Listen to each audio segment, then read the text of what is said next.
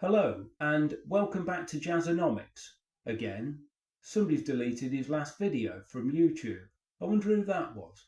Anyway, I've been away for a few days. I've been in the Midlands. It was my granddad's 100th birthday, and I returned with a rather large lot of CDs that my brother very kindly picked up for me after weeks and weeks and weeks and weeks and weeks of badgering and what can only be described as bribery.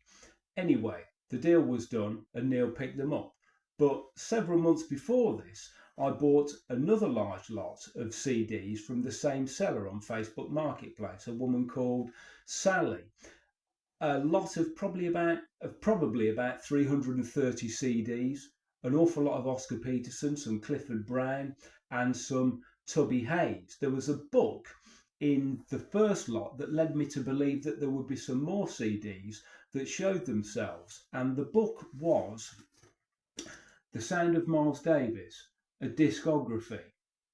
There were no Miles Davis CDs at all in that first lot, which I thought was quite odd, and I thought, I bet he's got some Miles Davis somewhere. Anyway, a few weeks later, Sally sent a picture through of a large box of CDs, and I couldn't really make out what was in the box, apart from three CDs that caught my eye. The first one was Stan Getz and Dizzy Gillespie.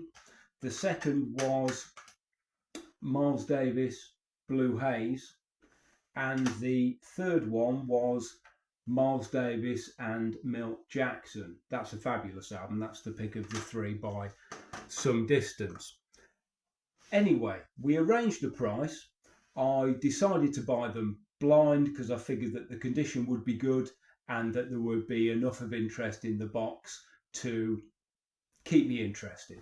Anyway, Neil showed me what was in the box when he drove home with the collection, and I was astounded to see what was there. There was an awful lot of Hank Mobley, Lee Morgan, Sonny Clark, Hampton Hawes, and of course there was an awful lot of Miles Davis, so my hunch was quite right. And when I got home from the Midlands on Monday, the first album that I decided to play is absolutely magnificent. It is Sonny Clark Quintets. I think this was only released in Japan. It contains two tracks that are on the CD version of Sonny Clark's probably most famous and celebrated album, called Struttin.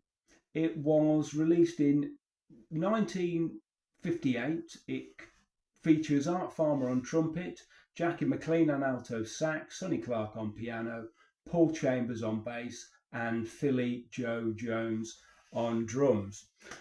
Going back to the Quintets album, the other three tracks on here feature on an album called My Conception, which may, again, only be no, it's not a Japan only release. That is a mistake.